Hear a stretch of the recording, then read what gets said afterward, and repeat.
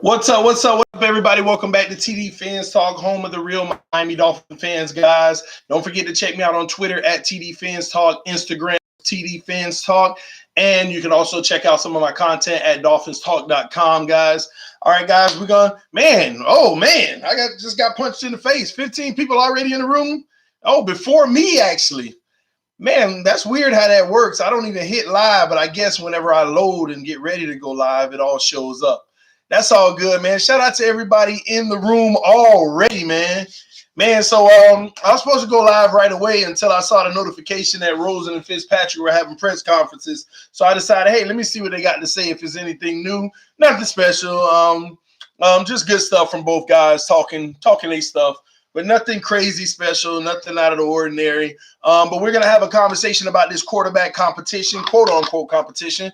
And we're also going to have a conversation of Andrew Luck, what that has to do with anything, and the correlation of it. But before I get started, as always, want to check out what y'all talking about, see what y'all saying in the comment section. What's up, everybody? I'm sorry let me see who was first. Who was first in the room? Let's see. Pete! Oh, Pete! Pete, man, you can't be buying credit for this $100 you're going to have to pay me, man. Oh, man. Shout out to Pete, man. Homie was the first one in the room. Shout out to the Mod Squad. If you're in the Mod Squad, put Mod Squad in the comment section. Let me know if y'all here. Shout out to everybody who's joining the chat, man. Remember me from the stream. Kim O'Reilly. Yes. I appreciate you subscribing, man. Welcome to the channel. I just give Dolphins content as much as I can, trying to give different perspective on the organization. And when I say different perspective, it ain't me just always trying to go against the grain. It's me actually evaluating this team because I do my research. I study Flores, I study Greer, I study all the moves that they've made, all the things they've said. I studied all the players, I studied ownership, I study almost everything in regards to our team, and it helps me make a conclusion on why we make some of the decisions we make, why we will potentially make some of the decisions that we will make, and just overall just give you analysis based off of data, not just off of fanhood. And I'm a fan. My people, they'll tell you, man, I'm a fan of the Miami Dolphins through and throughout. I bleed Dolphin blood. It is what it is. Every time I go get a blood test, they're baffled. Mammal blood in me. I just be like, y'all, mind your business. But that's a whole nother story. All right. But welcome to the channel, Kim. Hopefully you enjoy, man. Got that bell too, so I'm gonna stay around. That's what's up, man. It's crazy how you got the bell, but some of our own subscribers don't get the bell. Like literally. I know when we had a bell, when we 10 minutes in the video and we we're over 100 people in the room, the bell went out. But some people still don't get it then, they tell me. But guys, last time I'm going to say this about the bell. There's different bells, okay? None is when you don't get any notifications. Another one in the middle, you get some notifications. I forgot what it was called, priority or something. I don't know. And the top one is all or whatever. You got to hit that one to get all notifications, so you'll know when I'm going live, man. What else y'all talking about? Omar Castro, come on, man. If Flores didn't endorse Fitzpatrick by now, Rosen's gonna be starting. I don't know about that. I mean, it could be different ways to look at that. We're gonna talk about it. TD, you gotta hit me up through Messenger one day. Hey, yeah, I just saw your request on Facebook, man. I accepted it though. Just check me out. Hit me up, man. You already know, Trav. I try to respond to everybody. It's just this channel has grown so fast and so big. It's a lot of stuff happening, guys. I mean, and just to let y'all briefly in, because I don't like to speak to things until they actually come to fruition. A lot of things are coming my way right now, so I'm managing a lot of things. I'm gonna finish fantasy this evening, get everybody set up on the fantasy football. Hopefully we're not full. Last I looked, it was almost full. But we'll finish that piece of it up. But I got people calling me from radio stations wanting to do trial runs to see if I'd be a good fit for the show, the radio shows. I got people hitting me up about partnerships that some of them I've actually agreed to, and you'll see what I'm talking about in the near future. So it's a lot of things that's going on the channel right now. So it's me, and at some point I'll get to the point to where I may be trying to bring a team in to help me manage all of this. And I'll be able to. So if it takes me a while to respond to you, just know it ain't my intention, especially if I ever miss you. Some people I respond on an email a day later. They be like, "Oh, I sent this yesterday." I'm sorry. I'm trying to keep up with all Twitter, Facebook, Instagram, email, my Fin Shop, TD Fin Shop, the store, the merch store, all these inquiries, business inquiries of opportunities. So I'm just doing the best I can, but I must always be here to give you all this great Dolphin content. But I appreciate everybody who stuck with me, supported me, regardless of any and everything, man. I love y'all, and I ain't nothing without y'all at the end of the day. I mean, I'm a lot without y'all because I had a man upstairs. I'm just saying, don't get mad. It is when you take that over him. But I love y'all, man. Y'all get my point. TD, let me get in on fantasy. Wesley, man, where you been? You better hurry up and email me now, bro. You better hurry up and email me now because I hate for you not to be a part of it. It's pretty cool, man.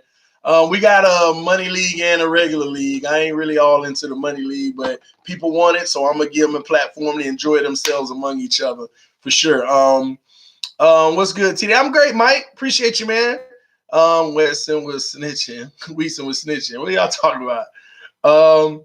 You'll fit perfect as a co-host, man. Hey, why not the host? Come on, Travis. We gotta have bigger thinking, baby.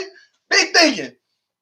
TD needs me next to him arguing everything he say. Pete, man, we'll talk about that whenever you run me this 100 when Rosen don't start game one. I'm just saying he might Pete. He might Pete.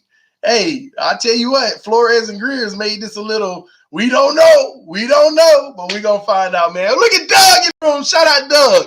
What's up, bud? Watching you from work. We got a collab soon. Everybody keep asking for it, Doug. You know, as soon as you're ready, bro, that's roll. You already know what time it is, man. But shout out to Doug, man. If y'all don't know anything about Dudley Do Wrong, he is the best YouTuber in the world. I'm telling y'all that now.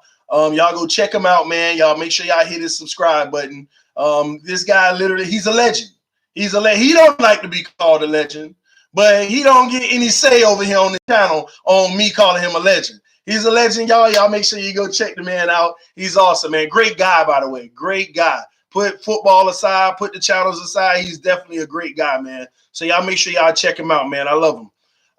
But yeah, man, I appreciate you stopping through, Doug. Live stream master over here, TD. Stop, Doug. See, he just trying to pay it back, y'all. He know what time it is. Man. I love you too, man. Shout out to you, man. And I'm gonna hit you up probably tomorrow anyway, because some things that were proposed to me, I want to make sure you know about as well. For the future, it might be good for both of us, bro. TD, what's your email for fantasy? TDfanstalk@yahoo.com. It is in the description below. Put me in the fantasy league. Oh, y'all talk about put y'all in the fantasy league, and I've been preaching this for weeks. I gave y'all 48 hours last Thursday and Friday to get your request in. Truth be told, we got 20 people in the free league. It's going to be 12 in the money league. It's looking like the money league is just going to simply be $25. All right. Because we got a whole bunch of people saying 100 and then some people saying 50. But I told y'all, whatever the highest, the 12th number is what it is. It's looking like it might be 25. But guys, it might be some spots left. I haven't checked in 2 days because my phone situation. And when I'm done streaming for the day, I'm going to handle fantasy. You want to play fantasy football, get your request in now. Here's why. We got 20 in the free league, 12 in the money. But the free league, I sent out over 40 invites because I got 40 people who wanted to join the free league. I sent out 40 invites. Last I checked, it was only 16 people who checked their email for the invite. So you might want to, look at that. Just like that, like 6 people just sent me something. Well, 5 people sent me something about fantasy. But get it in. Let me see how many people in the league. Hold on. Let me check and tell y'all how many spots left, man. Let me do that before I speak too soon. 16 in the league right now. 4 more spots. Now, one of those spots is 3 more spots because Sean is going to be in the league. If he hasn't been registered yet, I still have to send Sean the link because he's the champ for last year.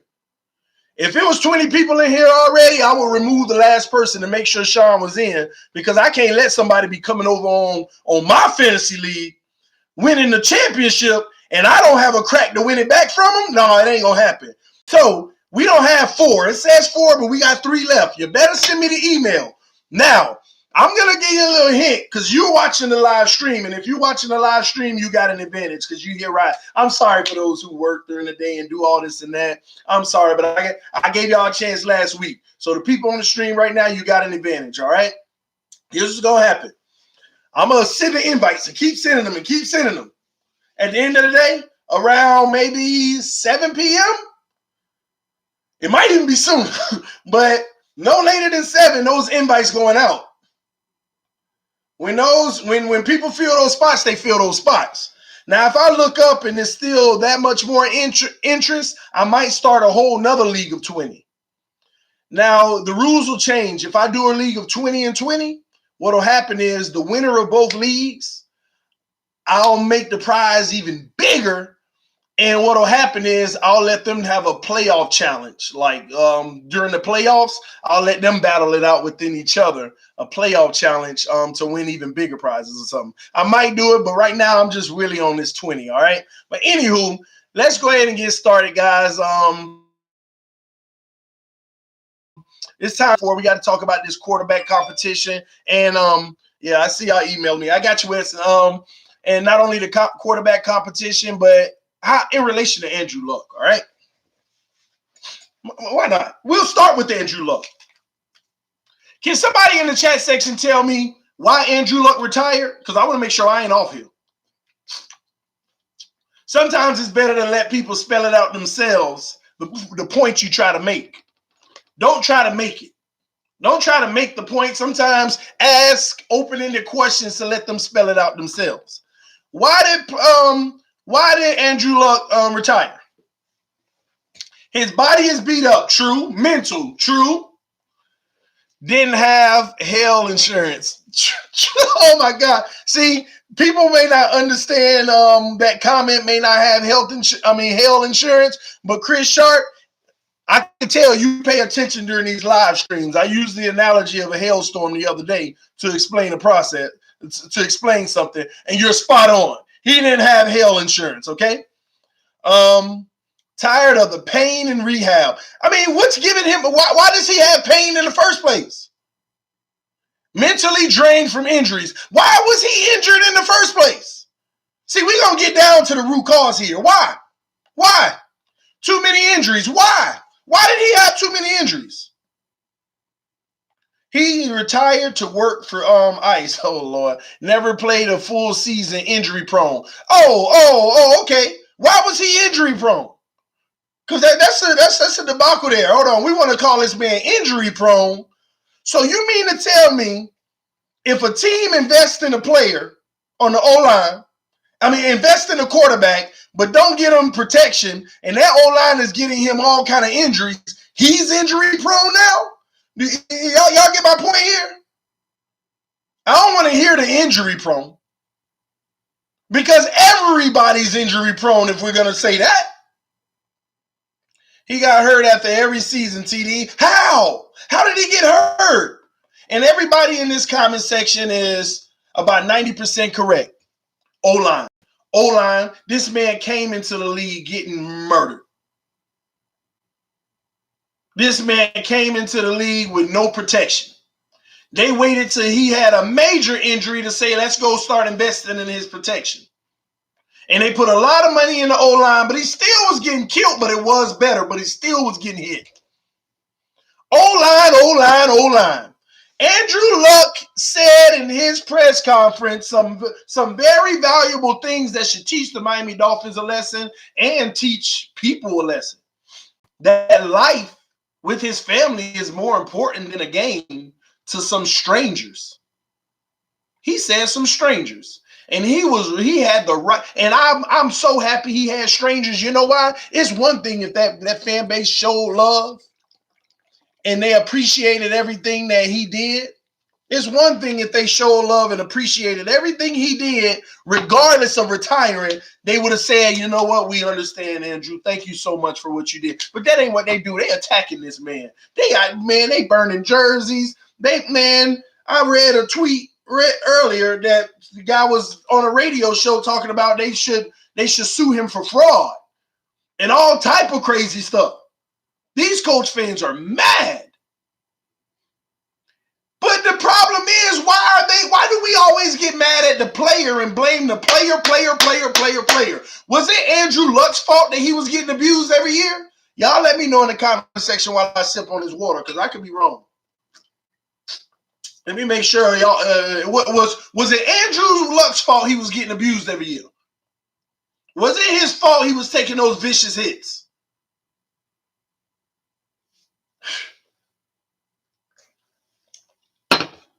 Man, it ain't this man's fault at all. And he said, I gotta look out for my future. I want to try to avoid CTE. I want to be here for my family. I want to support my family.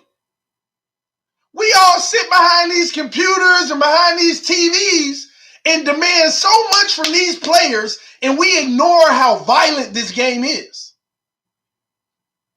We ignore how violent this game is.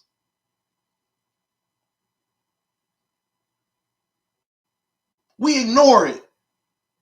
These guys are out here taking punishments. One sack. And for y'all who don't know what CTE is, you really do need to watch the movie Concussion with Will Smith. It is a great depiction, and it explains all this stuff to you. It's an amazing movie if you're a football fan anyway. I always tell people, you got to go see Concussion, and you got to go see, I'm saying go see in a world where you can just see on your TV. You got to see Concussion, and you got to see not Training Day, I'm tripping. And you got to see Draft Day. Those are the two movies that depict our league very well. Both of those movies are must-sees if you're a football fan, because it gives you a different thought process of the game of football on a bigger level. Great movies. You got to see them. They ain't old movies from the 90s or early 2000s. These are fairly, not new, but they're fairly relevant, recent movies. You got to go see them. This CTE is no joke. What happens is when, just like whiplash in a car, the right amount of whiplash, what happens is it releases chemicals. Your brain releases chemicals in the fluid. And it's almost like poison. It's almost like poison. The chemicals it release, that's supposed to stay in your brain, but that hit is releasing just a little. And it's out there in the fluid now. It's out there in the fluid now. Oh, another hit. It's out there in the fluid, a little more. See, it's okay for it to happen. Car accidents, a little bit of fluid. Okay, we're okay. But the game of football, you might take 10 of those a game. More fluid, more toxic fluid. More, there's a little bit more. And as it adds up and it adds up and it adds up, people out here losing their mind. You think the NFL paid that kind of money just because? I forgot. How much did the NFL settle with the CTE? How much was the settlement? How much was that settlement again?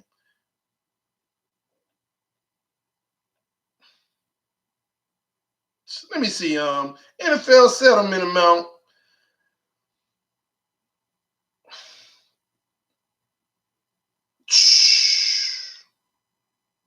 Wow. I'm trying to look up the amount. The NFL, about $100 million in awards have been approved so far, but that was in 2017.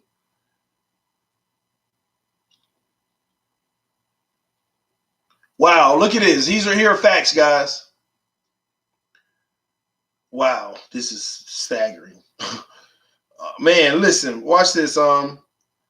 The roughly 2,500 ex-players who have not registered may be entirely shut out of the settlement, which is expected to cost the NFL more than $1 billion over the life of the 65-year deal. So far, $500 million in claims have been approved in less than 2 years. Proves that the settlement is fulfilling that this settlement is fulfilling its promise to former NFL players. At this point, over $500 million worth of claims have already been approved. Like, yeah, give them their money. Yeah, give them their money. It should reach about $1 billion. What corporation is going to just say, hey, give them $1 billion? Y'all got to understand what this is doing. People are messed up playing this game. Why you think the NFL, and I must commend the NFL on this, they're doing everything they got to do to avoid this ever happening again. We complain about how soft it is towards the quarterbacks now. I even complain about it. But at the end of the day, I understand. We complain about these hits. Oh, that wasn't this or that wasn't that. Still got to show that we try to protect these players. Antonio Brown out here wanting his old helmet, but as soon as something wrong with him, he want his money because y'all didn't make me wear my old helmet. Y'all didn't make me wear a new helmet. That's why they doing the helmet situation. They doing every aspect of the game. The kickoff game, oh, y'all see how most of them, they moved it up 5 yards so they can have more touchbacks, less head-on collisions, less major collisions. Some people say they might even take out the kicking game altogether. They might take the kicking game out altogether. Because this is a product. I know we look at X's and O's on the field, but the NFL is business. It's a product delivered to the consumer. It's a product. And just like all those warning labels on the products you buy and everything, they got to cover themselves. Because they're subject to a lawsuit at any time for any given reason. Facts, man. And Andrew Luck is doing the right thing by avoiding that. These players will tell you. Why you think all of a sudden, started about 4 or 5 years ago, you got these 3-year running backs who are good talking about, yeah, I'm going to retire now. I'm going to retire. You got these linebackers 6 years in the league, great linebackers. Yeah, I'm stepping away from the game of football. What? What did all y'all think when y'all saw across y'all phone Andrew Luck announcing his retirement from football? Every single person that I know, and I'm going to assume for all y'all, had a degree of, it wasn't even what? It was, what? Who trolling? Let me see this. Yeah, come on. And like everybody had a like, really? What? But let me see.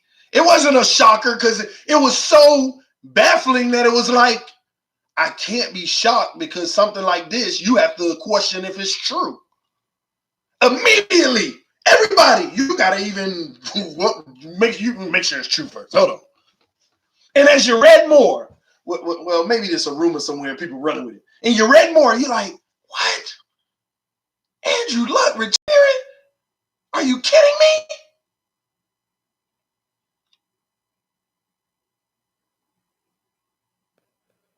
I'm watching the Hurricanes game with my family, and at this point, I know it's true, but just seeing it come across the banner at the bottom of the screen. Oh, I can't wait to go live Monday. I'm not even going to go live now. I'm going to let this settle. I'm going to let people soak it in their system, because when I go live, oh my gosh, I am going to straight up go off about Andrew Luck retiring and people not seeing the bigger picture. All y'all who want Rosen to be the starter, this is more confirmation of my stance of why he shouldn't be. If he's supposed to be your asset for the future, your franchise quarterback, why are y'all in a rush to throw him out there with the brutality instead of giving this kid an opportunity to minimize? It's not going to stop his risk of getting hit, but minimize how much of a beating he takes early in his career. Protect him first. Focus on protecting your asset first. The Colts didn't do that. They put their asset out there. He got brutalized. And then when it was too late, They wanted to protect him. They just didn't know it was too late then. And we're not going to talk about this, what I believe, and let me say that again because I don't want y'all saying I'm spreading fake lies. What I believe is hush money by letting him keep all that bonus money that they don't have to let him keep. Letting him keep his bonus money, you know why? Because they know they were forcing the issue to have him play,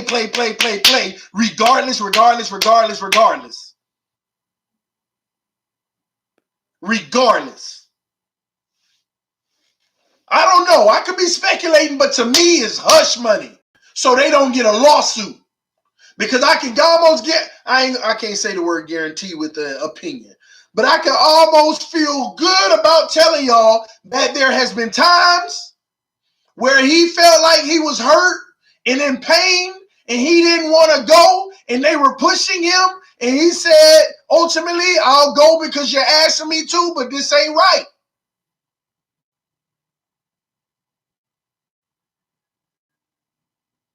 This ain't right. You think any team, I don't care how much they like you. I don't care if you were our face. First of all, he ain't win you no Super Bowl. So ain't no team on a business level in the NFL gonna sit there. You know what? We've decided to let him keep all his bonus money.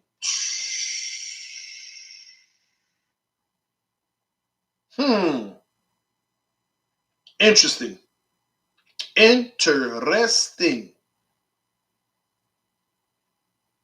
Interesting.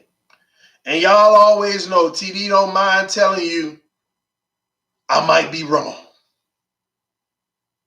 But that ain't gonna stop me from thinking that that's a possibility. And it ain't gonna stop me from telling y'all to open your eyes to that possibility.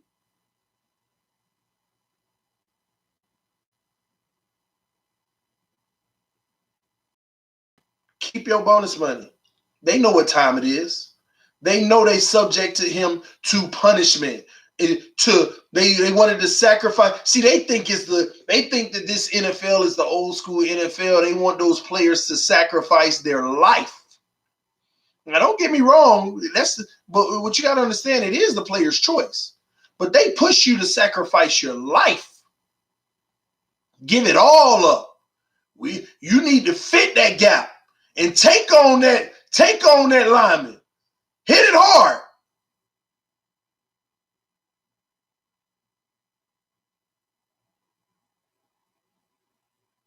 And this man came out in a press conference and checked all them Colts fans and told them straight out, I would take this over not being able to love on my family, enjoy my family and my future, and be here for my kids and have my sanity over people I don't know any day, as in the fans who are all out here bashing him. I'm happy he stood up for himself and gave a little subtle jab back. I'd do this anyway over any of y'all. I don't even know y'all. And it tells me what the hurtful part of it is. It tells me all y'all care. Y'all care about winning more than our life. And that's the demonization side of this league when it comes to fanhood. We all get it. You know, we want to win at all costs. We actually love players with that passion to put their body on the line. I get that. I'm with that. I actually agree with that. But when it comes to them putting their sanity on the line, I'm talking about taking a risk of tearing your ACL, part of the game. Oh, I sprained my ankle, part of the game. Though even some of the major injuries, part of the game. But losing your sanity, not being able to walk, your hands shaking for the rest of your life, your nerves shot, all the stuff that can come with it. No, I ain't for that. I'm not for it whatsoever. As fans, we sit back and take this game for granted in the sense of we overlook what these players go through. When they say in week 13, everybody on the team hurt, but they pushing through, they mean that. Even players that don't play From practice, they hurt. Pushing through. All their bodies feeling some type of ailment. My lower back been killing me like crazy since week 9, but I stuck through. My left hip been, man, but I stuck through every position. And even the freaking punter might even be feeling something. But back to Rosen. This is the contradictory part to me when people keep advocating to start him. I get you want him to start because you feel like he's the better quarterback. Nothing's wrong with that. But at the point that I continue to argue to y'all is, look at the luxury we have right now. You don't have to start him, and look at the positives by not starting him. You're preserving him. You're allowing him to grow. You're allowing him to sharpen his tools. You're allowing him, the biggest thing is this, and I keep saying this, but people keep ignoring it. If we start Rosen day one, he might bowl out, win a Super Bowl. I don't know. But if we start him day one, and this O-line don't protect him and they get him killed, let's hypothetically say they make him, we still know he got it in him. We know that he could be the future, but by week 4, he out for the season. Week 4, he out for the season due to an injury. Just a free rush to the quarterback, broke his rib, or whatever I don't know, whatever you want to call it. He out for the season. And we still feel like, man, if we can be healthy and get him protection, he's still the guy. Guess what? He's not going to get the chance to be the guy. Based off his history in Arizona and what's happening right now, if you start him and something bad happens, he's done. The best he can do is be a backup in this league somewhere. Our aspirations are going to move on. But y'all want to see that anyway. Y'all want to see that potential happening anyway. And then the same people that want Rosen to start will openly admit that the offensive line is having problems, but won't bring the correlation together. They won't connect it and say what is best. They won't do that. They won't put it together and say what is best for this situation. If I truly believe Rosen is the future and he's capable to lead this franchise, but we have a luxury to not have him do it this year and risk him getting injured behind a offensive line that many don't believe in, which comes with the risk of him getting hurt or looking bad. Obviously, your offensive line terrible, it might make you look bad, and it might hurt you.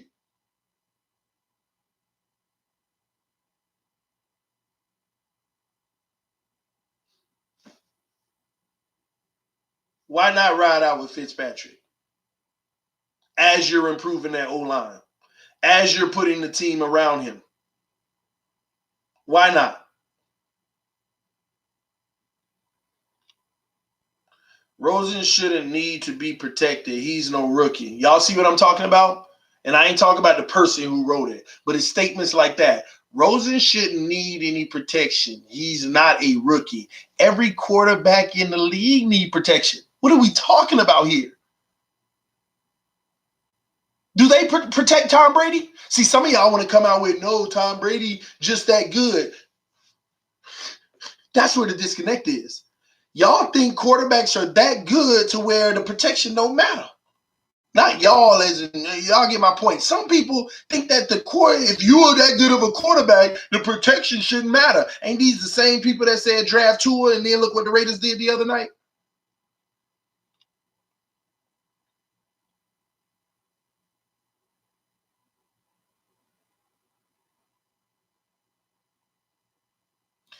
Brandon just made a comment, and I'm gonna elaborate on it because he's spot on. Watch this, and I'm gonna prove another point to y'all. And you can't get mad at me because these are Josh Rosen's words himself. Watch this. Brandon said Ryan Fitzpatrick sees the defense well, so why not start him? Actually, Brandon, he sees the defense better, not just well, but you're spot on, bro. He don't just see it well, he sees it better. And don't get mad at me. These are Josh Rosen's words in a press conference on Thursday or Friday. Maybe I believe it was Friday. His own words. So please don't come for me while I'm making this point. These are Josh Rosen's words. They're asking him about his play and what does he think he need to work on, and he starts talking about Fitzpatrick. Well, the thing about Fitzpatrick, man, when you see him out there on the field, you know, he can read the defense very well and be able to audible and pick the right play for that set. And that's something I'm trying to add to my game. You know, that's what I've been working on. That's what I want to be better at. I got to be better at that because this this offense requires a lot of the quarterback. And that's what I have to improve on. That's what I have to be able to do. Come up to the line of scrimmage and read it all and be able to analyze what's going on and make the best decision. That's my opportunity. So I'm working on that. And Fitzpatrick, that's one thing I love about him. He's great at that. He already has that. These are Rosen's words. Rosen's words. You know I got to preface it with that because if I didn't say that, I would have had a few people like, oh, that ain't the case, TD. Okay, it's Rosen's words.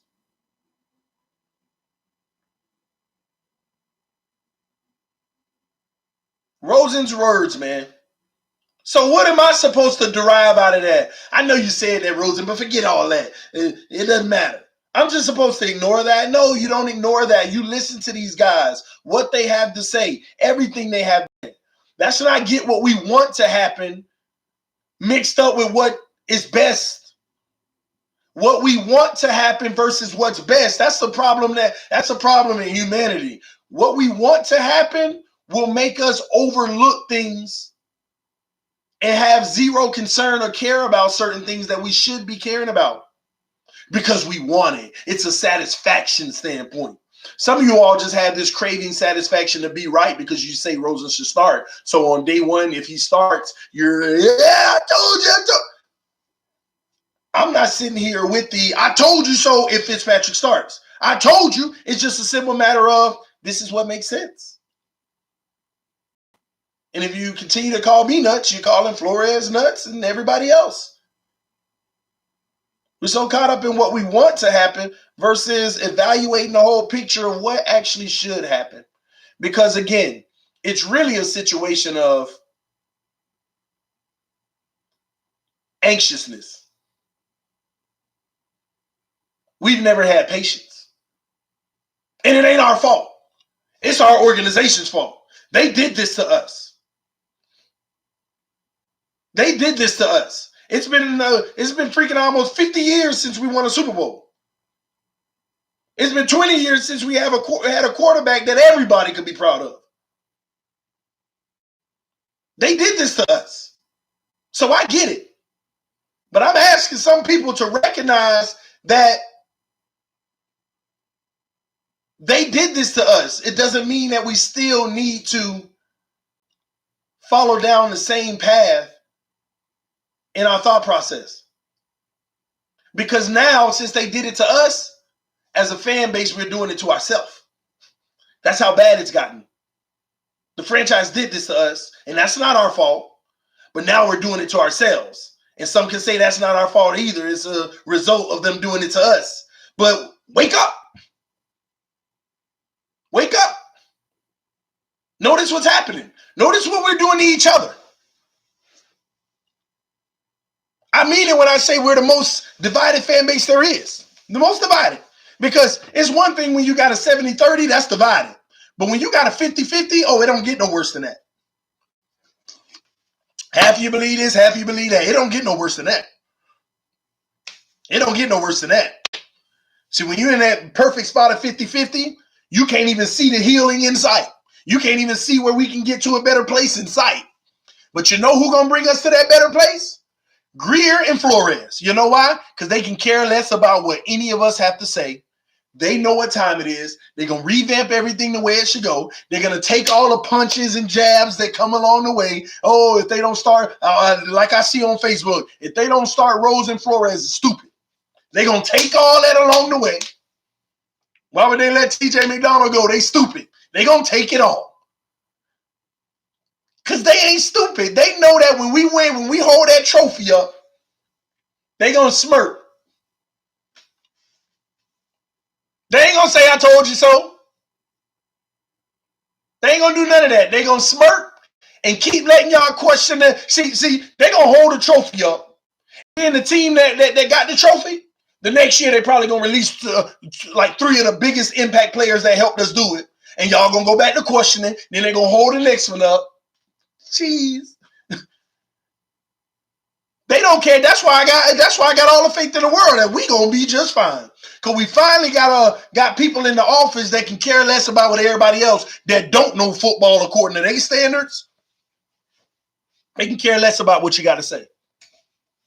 They're gonna keep on making moves that's best for the team. They're not gonna fall in love with players. They're gonna sign team and player. Let me get that straight. Team and player friendly contracts. They're going to bring in non-selfish people. They're going to bring in people with good hands, good eyes, and good feet. They're going to bring in people who are selfless. They're going to bring in gamers and winners. People that don't put themselves above the team. They're going to bring in people who are coachable. And they also going to recognize, yeah, you went to the Pro Bowl maybe 4 years in a row, but this year in camp, you ain't performing like that.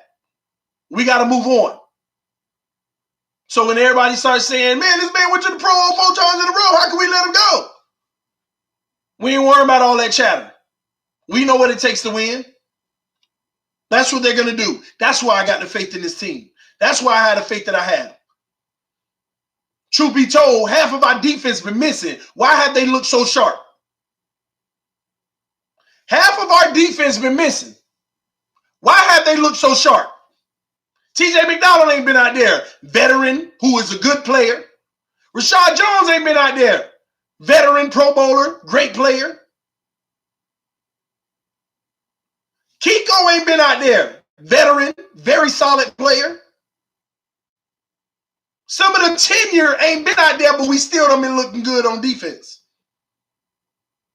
You can still see the schemes and what they're trying to do. We done saw football on the defensive end of the ball that we ain't seen in, I don't know the last time we seen it. I don't know if I ever seen it.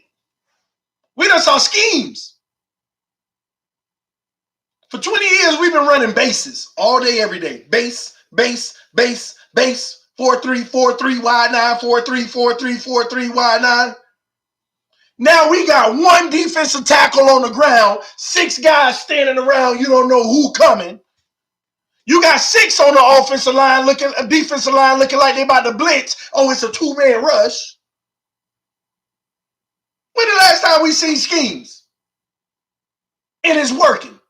And it's giving offenses problems. Y'all fail to realize we want to sit here and criticize. Somebody was saying earlier, oh, Balaj ain't really moved the ball that well while Drake was out. You're right. Besides the offensive line not playing well, we've been playing some really good defenses in camp. Not only that, people fail to realize all the stuff y'all point out that we doing wrong, have nobody taken notice at all the things that all the stuff we've created for the other team not to do? All the things that we created for the other team not to do. Oh, we need to do better at this. We're not doing that, blah, blah, blah. Are we going to take any notice that, hey, we made them not be able to do this. We made them not be able to do that. Oh, they haven't been able to do this.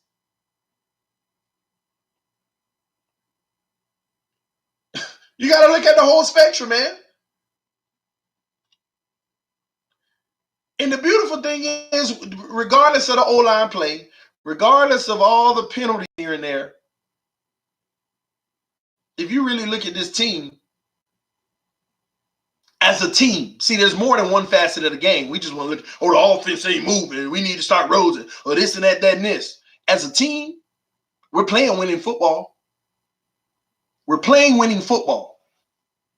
We fall so in love with the Chiefs of the world to scope 30-something points into this team of the world.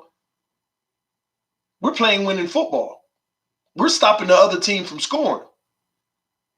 When Joe Flacco won his Super Bowl, that defense was playing winning football. And all they needed was 2 or 3 times in the game for a big play to happen on offense. Not every possession.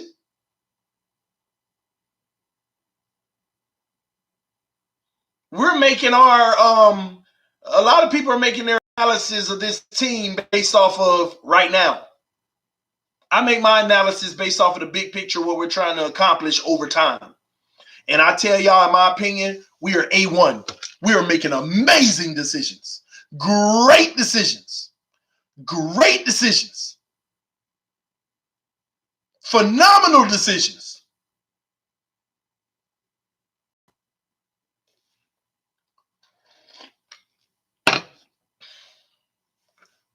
Flacco was playing elite in the playoff run with an O-line. Yeah, he was. Yeah. Flacco ain't no difference from a Tannehill to me. Flacco ain't no difference from a Tannehill, in my opinion.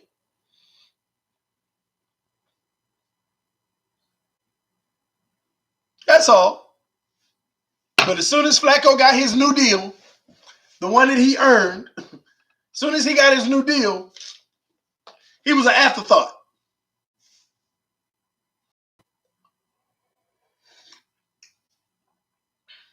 Watch this, y'all. Flacco needs his team to lift him up, not the other way around. That's the biggest misconception. Once again, biggest misconception. Every quarterback needs their team to lift them up. If the quarterback throws an amazing strike to you and it was a beautiful pass, by you catching it, lifted that quarterback up. Because I promise you, if that receiver dropped the ball,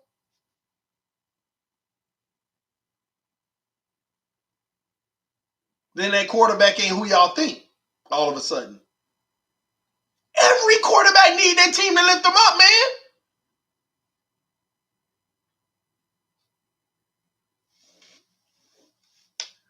$22 guys, 11 on offense, 11 on defense.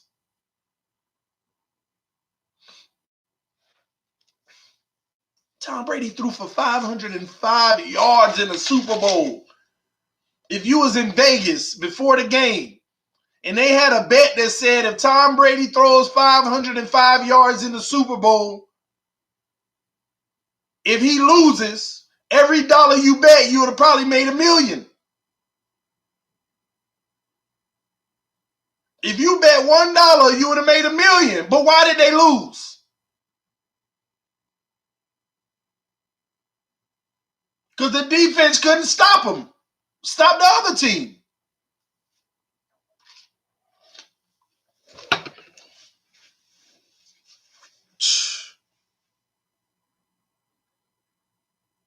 Andrew Luck. They treated that man like a rag doll, man. And the disrespect of the fans after he announced his retirement. No class, no grace whatsoever. No appreciation for what he's done so far, putting it on the line. You have to be elite to win. Was Trent Dilfer elite? I'll wait. Was Trent Dilfer elite?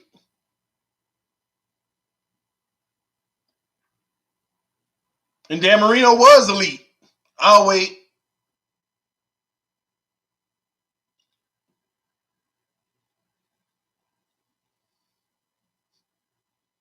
I couldn't believe they burned his jersey.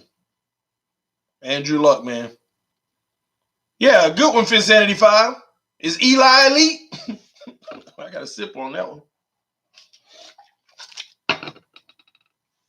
They booed him. Yeah, he came out and they booed him. I don't even want to talk about that no more. I was shocked at the fans. Wow. Wow. Wow.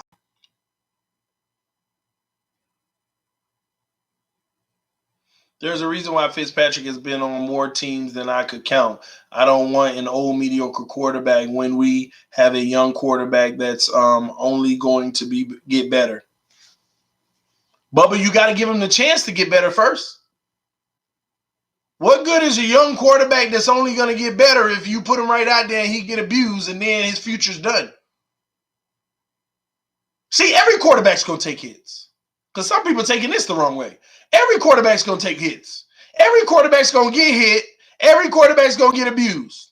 But there is a difference in the amount of abuse they take. Brady gets abused. but one of the least abused quarterbacks in the NFL. Brady might take a hit twice in a game. When you got quarterbacks out here taking 15 hits a game.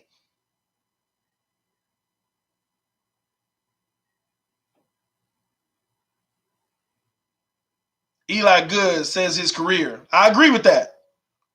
Trent Dilfer's good too, says his career.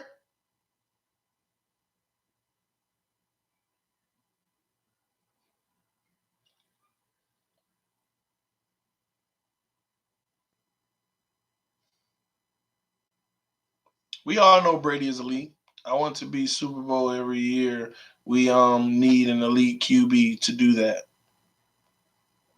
To be in the Super Bowl every year, you need an elite QB. No, you just need a QB that's doing his job and not making mistakes. See, that's what people fail to realize. You need a QB doing his job and not turning the ball over. That's what you need to win a Super Bowl. Eli Manning did his job and didn't turn the ball over in those games. Flacco, when it all came down, did the same thing.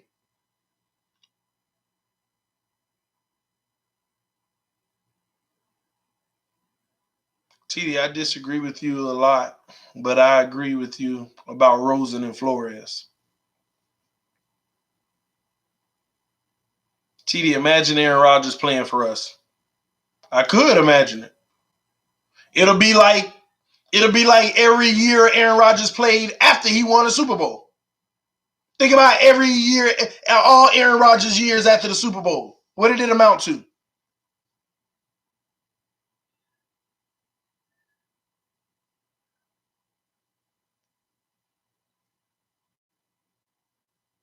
That's why Chiefs went and got Mahomes. They also sat him, first of all. Second off, the Chiefs are a real huge part of a study for me and my theory on all of this. Next offseason, I'm going to be so interested in the Chiefs and what they do. Are they going to, because who knows, they might have a chance to contend for a Super Bowl, and if they do win it, it's going to be an interesting vocal part in the Chiefs organization. Are you going to go ahead and give Mahomes his money now? This is next offseason. And if you give him his money and he won, it's going to be every bit of $40 million. And when he gets his $40 million, if they decide to, or who knows, they might shock the world and make a statement and say, no, you're going to stay on the contract under your current deal, and then we'll decide then, and we might even let you go. But nobody will ever see that coming, the possible right move. Unless he's Brady-like and taking a deal so that he can have better talent around him. I don't know. I can't speak for them. But time will tell. But I'm so interested at when Mahomes' contract comes up, how that team does the very next year. I'm so interested in how, because that's going to be my last time proving it. That's the real test. That's going to be the last time I need to prove it. Because I done already gave y'all like 7 examples.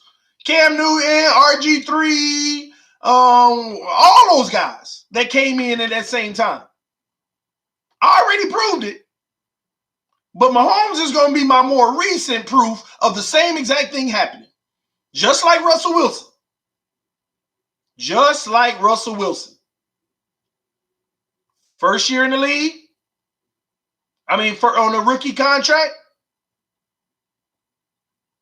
Winning team with a great defense. Because he made less than $1 million. Second year. First year he had 11 wins. Second year, Russell Wilson had 13 wins. Made less than $1 million 2 years in a row. Third year, he made less than $1 million again and had 12 wins. In the summer of that third year to the fourth year, they renegotiated his deal. He was one of the first ones to get the new big deal. Your team ain't win more than 11 games since. You go from 11, 13, 12, and ain't been more than 11 games since, ain't been past the wild card yet since.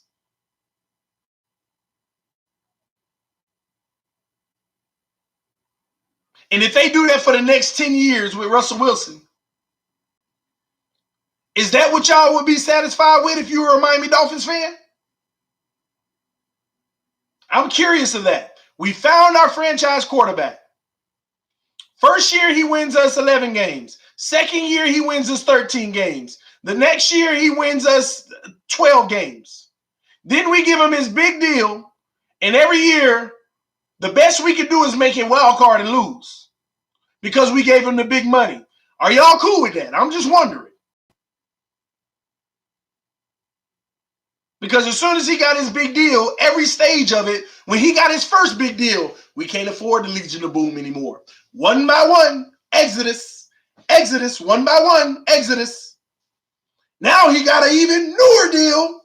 In the same week he got his new deal, one of their best defensive players. So in the GM came out, we love to keep those three guys, but I mean, I'm just going to be honest with you now. It's not realistic from a financial standpoint.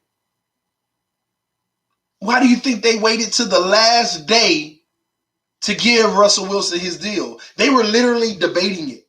They were literally debating it like, oh my gosh, this is killing it. This basically we're signing off to say we're going to be a hopeful playoff team every year. Now, the only way to combat this is if we got the best draft history of all time. And then we still can't re-sign these guys on our roster if we draft whenever it's time for their contract. That's the only way. We got to be the best drafting team every year.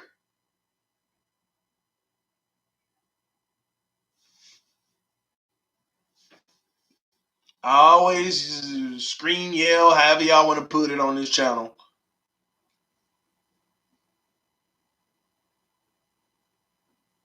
Look at the money. Talk about the whole aspect of the game instead of falling in love with a specific player. Have good scouts and draft well. You're right. Have good scouts and draft well. But the more you spend on one position, you can't have good scouts and draft well. You have to have the best scouts and draft the best. And that's not realistic. It's not realistic. No matter how good of a how good you draft and scout, there is always going to be a error factor. It's always going to be something that don't work out.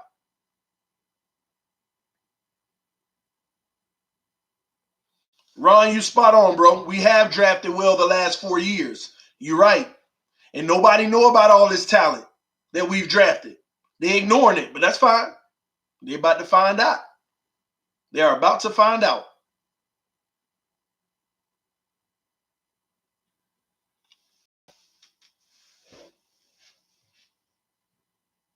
Rosen all day, TD. Tristan, I'm a Rosen all day person too. Because I already know. Listen, I don't know why people think that. Oh, I just like Fitzpatrick more than Rosen. Fitzpatrick ain't even the future. He's a insert. He's an insert that will be removed at some point. He's not even the future. I'm Team Rosen. But do I have any right to protect Rosen? Do I have any right to take a stand to protect what I want to see lead this franchise? Man, I'm riding on Rosen more than y'all think. Because if Rosen becomes that guy, we ain't got to waste our time still searching for a QB in the first round and failing again because we failed to actually acknowledge the real problem.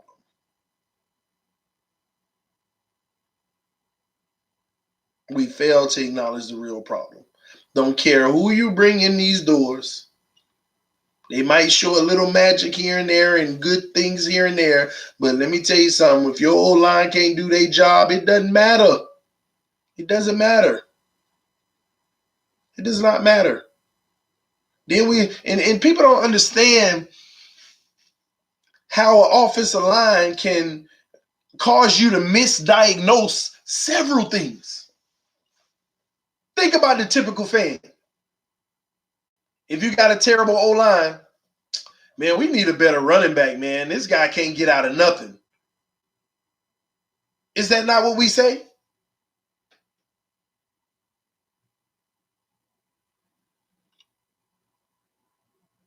Man, this guy, we need another back, man. This guy can't do nothing.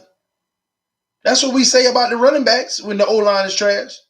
And then the wide receivers. Man, this guy only had 400 yards last year, man. You talk about he better than this guy. That guy had 800 yards. And we ignore that. If we had a quarterback that went on his back every play, you can give a 30% boost to everybody's numbers on offense that's an impact player. You can take whatever numbers they had, go ahead and apply a 30% surplus, and I'm just throwing that number out to prove a point. But we'll talk down. We ain't really got no. I mean, the receivers are good, but ain't none of them really. You don't know what they are. Because when the quarterback on his back half the time, you'll never discover what they really can be.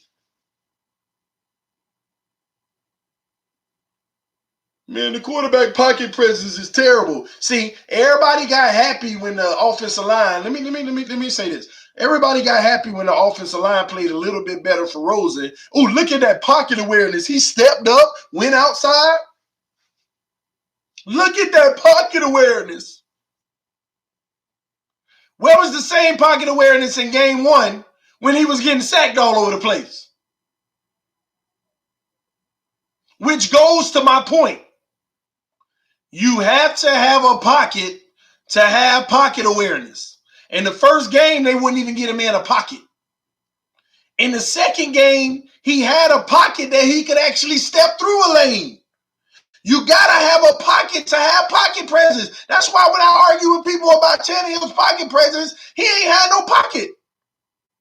Y'all want this man to be able to get through the pocket and stuff? Tell me where the lane was he could have squeezed through. He could have slid over right here. You can't find it.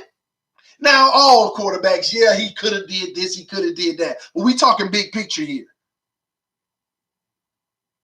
Mike said Tanny had zero pocket presence. I agree. Because you have to have a pocket to have pocket presence. So therefore, you're going to have zero. You're going to have zero. But in game one, when Rosen was back there trying to get out and he kept getting sacked.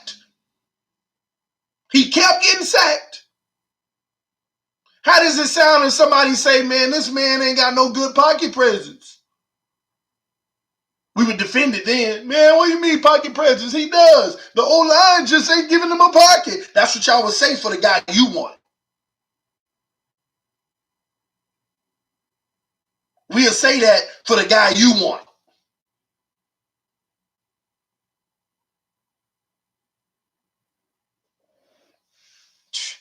I agree with TD on pocket presence. Zero awareness.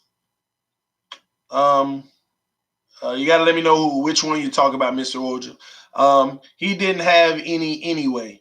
He held the ball forever, and he got blindsided constantly. Who doesn't hold the ball forever when you're down by 2 touchdowns in the fourth quarter trying to make something happen?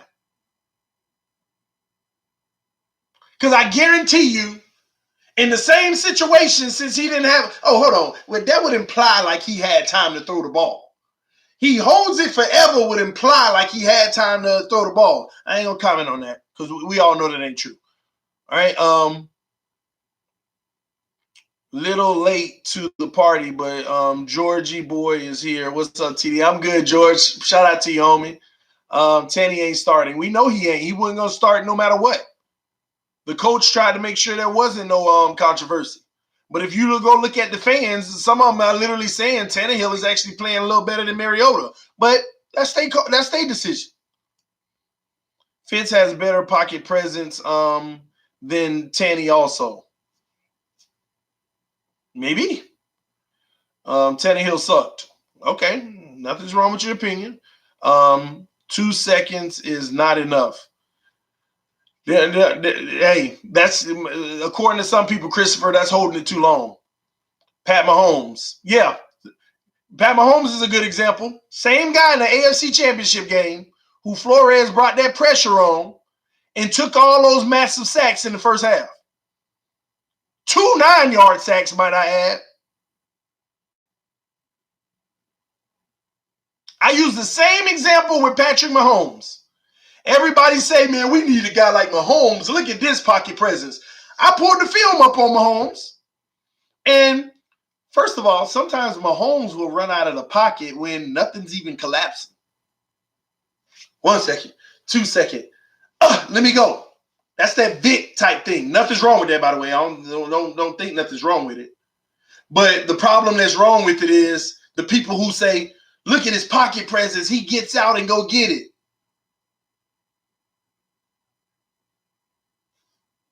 At the quarterback position, they're looking for you to stand in that pocket and deliver the throw for the play. Now, if you want to be that dual threat and just take it upon yourself to go run sometimes, albeit. But where was Patrick Mahomes' pocket awareness and pocket presence in the AFC Championship game in the first half? Anybody want to answer me that?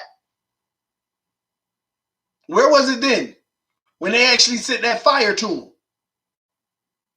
See, when you got one of the best O-lines in the league back there and nobody's bringing a blitz to you because they know you're dangerous with your arm and you just eating all day. Same argument I make about college coaches.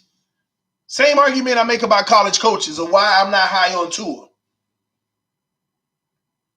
Because I tell everybody, what have you even seen Tua do?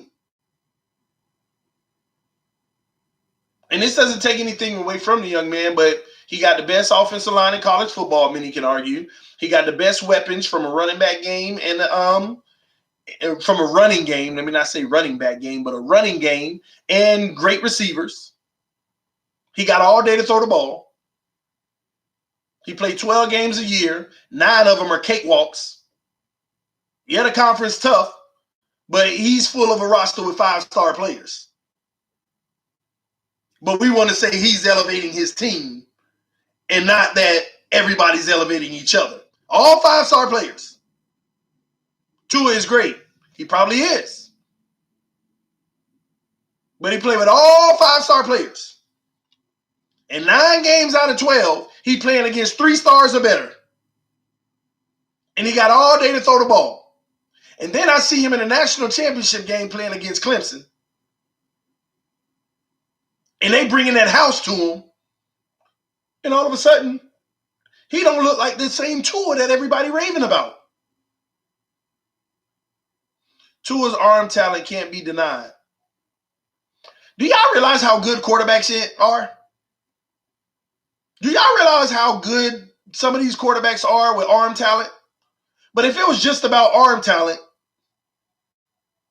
there'll be a lot more great quarterbacks. But it's not.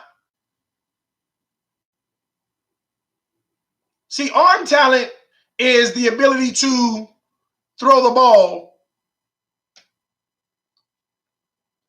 where you need to throw it, how you need to throw it, and when you need to throw it. And we want to say he got great arm talent. I agree. But can Tua read defenses? Don't put your foot in your mouth on this. Don't answer it just because you're a fan. Because trust me, I got all the evidence I need to tell you, to ask you where you get that evidence from. Read's accuracy are crucial. I don't know what that meant. Tua never audibles, so no, he can't. That was a smart answer. Fin75. But let me tell you something. Go watch Tua. Go watch Tua in the national championship game. Because somebody the other day sent me the national championship highlights of Tua and said, what are you talking about? This kid is amazing. Look at the film. And I replied to him this exact reply, and then they replied to me, I see your point, pretty much. I said, go look at the film of Tua in the national championship game. The only thing the kid knows is a first read. Down. Said, hut. Got it. Look at that arm. Yeah. In the whole game, and I'm not exaggerating, not one play. Not one play. This is an exaggeration. Y'all go check it out yourself. The whole game, I never seen that head move on progressions. That's how easy it is. This is what you don't recognize with these great quarterbacks playing with 5-star players. It's that easy. I know where I'm going to go with the ball, and it's going to be open 100% of the time, and I'm going to throw it. And what did he do? Hike. Hike. Hike. Never moved his head because his first option was always open. His first option was always open. And let me tell you how bad it is. He threw 2 interceptions in the game. And guess what those interceptions were? For the first time, his first option wasn't open. But he's so used to it, what did he do? Hike! I threw it right in the defender's hand. Literally. Right in his hand. Right in his hand. But we look at the stats and get all glorified and happy and say, Tua, we better draft Tua. And then we draft him, and he's in the NFL playing against nothing but 5-star players. And that first option is never there. And then he started looking like he can't handle. All of a sudden, where are all the people who said tank for Tua? Where are all the people who always yell about the next best thing coming out of college football? Where are y'all? This ain't nothing new. We didn't know if he could read defenses. Now, I'm not saying he can't read defenses. But we don't know.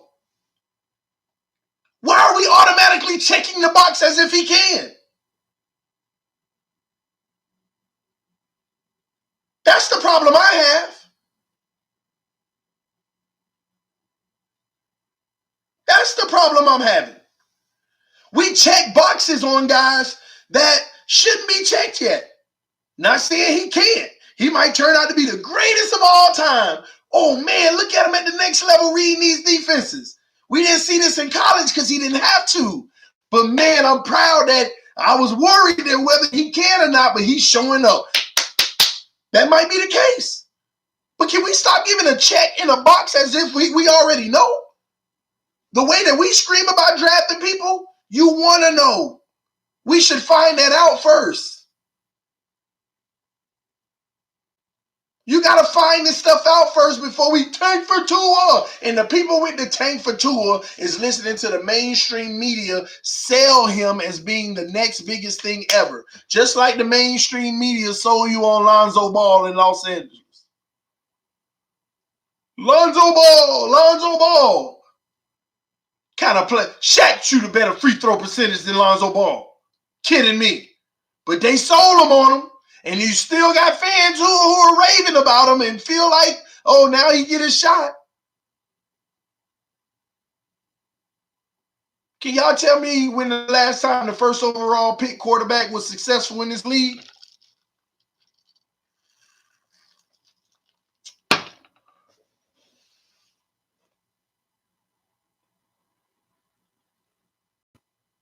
If you really look at Lonzo, he's no bust. Lonzo not a bust, but he ain't what people make him out to be, a generational player.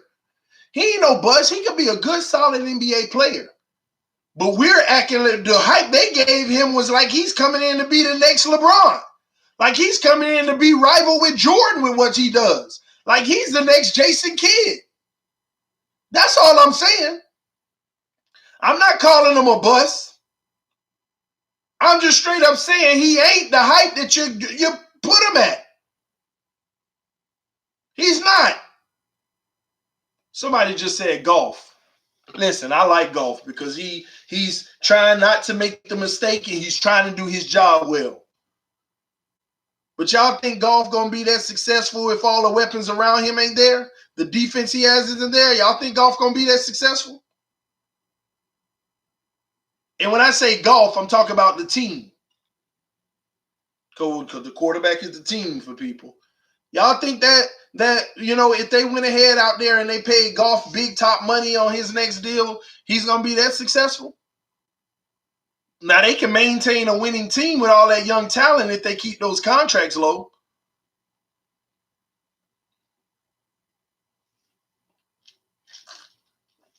Ain't no iron team. Couldn't say it better. But we got to stop falling in love with these college quarterbacks, all this. Let's go for this guy. Let's go for that guy. Most of the people that get behind the next quarterback don't even know nothing about them. All they know is they on a college team that's winning championships. I mean, look at all your Heisman winners. All your quarterback Heisman winners. When's the last Heisman winning quarterback did something? Do y'all remember?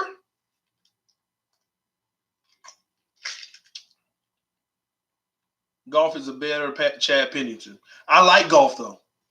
I don't think golf is a Brady.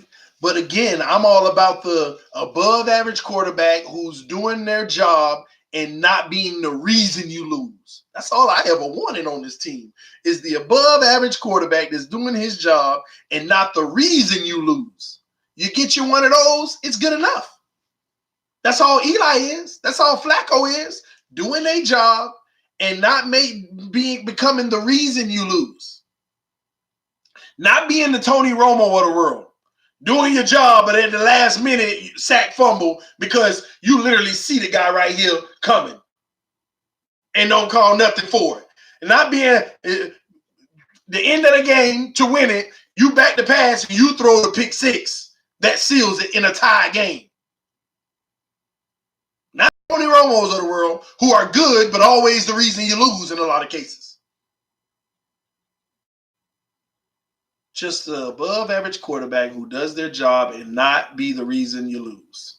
Not be the one who turned it over in a crucial moment. That's it. That's all I ever wanted. That's it. Problem is everybody wants the greatest, and it's unrealistic. Are we even putting together how many years it's been and how many greats you've seen in that year span? Hell, you could take the last 30 years. The last 30 years, there's probably been over 300 QBs in this league. 300 different QBs. How many of them can you literally say is that guy generational? That dude. 5, 6, 7, 5, 6, 5 maybe. 5 quarterbacks that you can say that about. I ain't talking about really good. You want that elite guy. That, oh my gosh, guy. That Brady, that Marino, that Breeze. You want that guy. When we need to be realistic. We need to be realistic. 30, look how many teams in the league, man. 32 teams in the league. 32 teams in the league.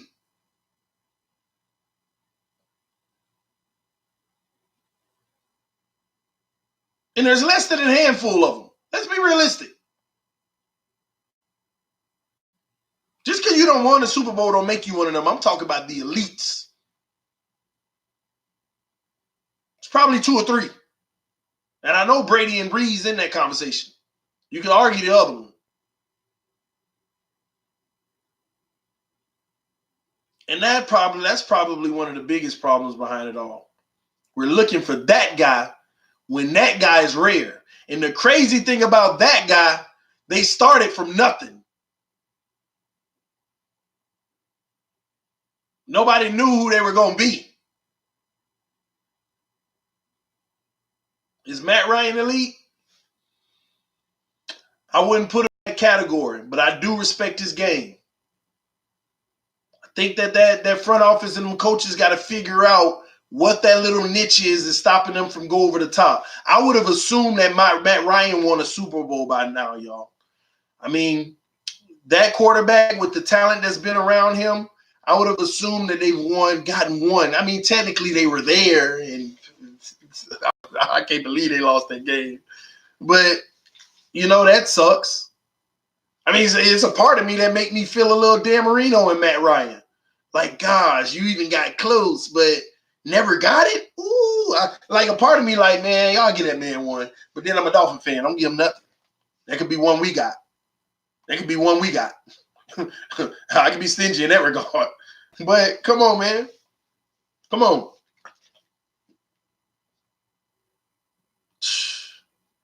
Won a lot of money that game. Yeah, but you were probably Probably just stressed out before it all went down at the end, man. Man, remember when we could have drafted Matt Ryan first overall and we took Jake Long instead? Yeah, I remember that, Mike. But I don't really get into the who we should have and could have drafted in a lot of cases. I just appreciate what we did get, even though, hey, at the end of the day, it didn't work out, right? But here's how I look at it. We could have drafted Matt Ryan in the first round.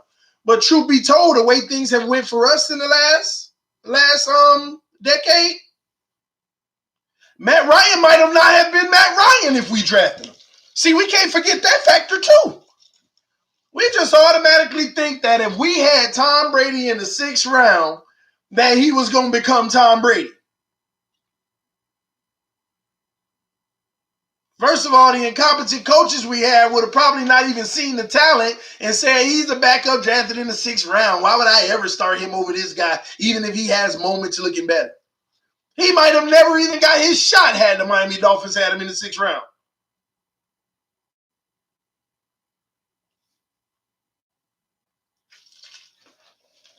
But I say that to say this. This is why y'all should be very happy as Miami Dolphin fans. Oh, this is a great point I'm going to make. I say that to say this. There are a lot of quarterbacks, running backs, wide receivers, hell, offensive linemen, defensive linemen, cornerbacks, safeties, linebackers, nickels, tight ends, fullbacks, everything. There are a lot of players in this league that are so much greater than they seem. It's just the situation they're in, the coaching staff they have, the way that the organization wants to work. There is a lot of great talent out there that is untapped and or never even gets their shot. Never even gets their shot.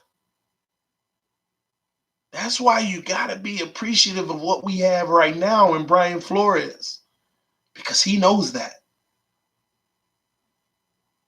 Do you know how many teams would have never I'm not even going to say gave him a chance.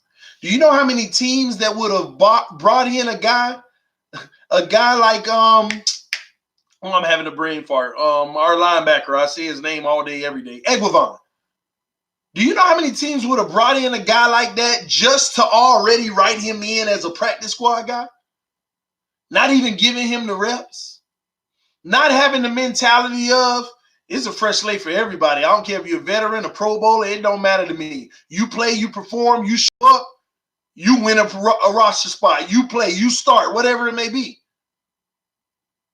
Do you know how many teams that Egwavon name wouldn't have been mentioned at all yet on? Some people may be like, oh no, if you balling, you're going to be mentioned.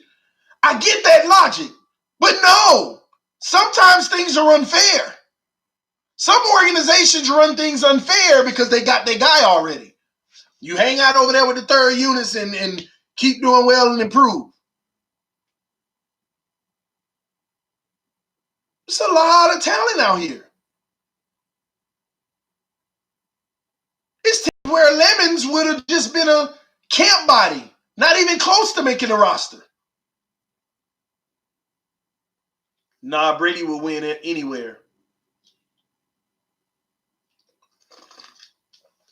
Who was the better quarterback last year, Brady or Mahomes? I'm talking about last year alone, not career. We already know the answer to that. Last year alone, who was the better quarterback, Brady or Mahomes?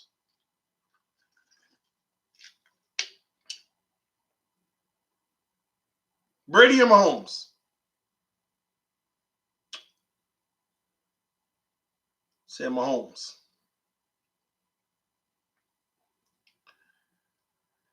If Brady was on the Chiefs, Mike, would the Chiefs have won the Super Bowl last year?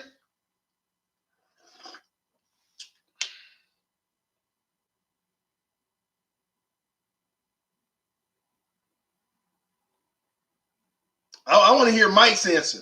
I know y'all saying yes, but I want to hear Mike's answer. If Brady was on the Chiefs, would he have won a Super Bowl? So you mean to tell me you put a better quarterback, Mike? You say Mahomes was better than Brady last year, and I actually agree with that. On the field, Mahomes was better than Brady last year. But you mean to tell me you put a better quarterback on the Patriots and they still lose because Brady's on the Chiefs? You see what I did there, Mike? You said Brady will go win anywhere. You said Brady would go win anywhere. Add Belichick, then yes. Yeah, but you just said, no. You didn't add Belichick where?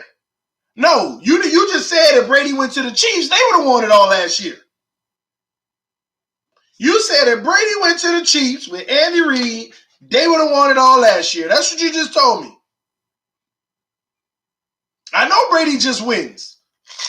I get that. But it's more than him just winning. Brady ain't the only one winning. Brady ain't the only one just winning. There are some other people on that roster that's been constants that we don't talk about. Are we going to ignore the fact that they just win too? You see how easy it is to fall into what the mainstream media does? It's all about the quarterback. All about the quarterback. It's all about the quarterback. But that right guard might have been with Brady his entire career. He just wins too. But we're not going to consider the fact that if he left and things aren't as well and they lose, that is because of him.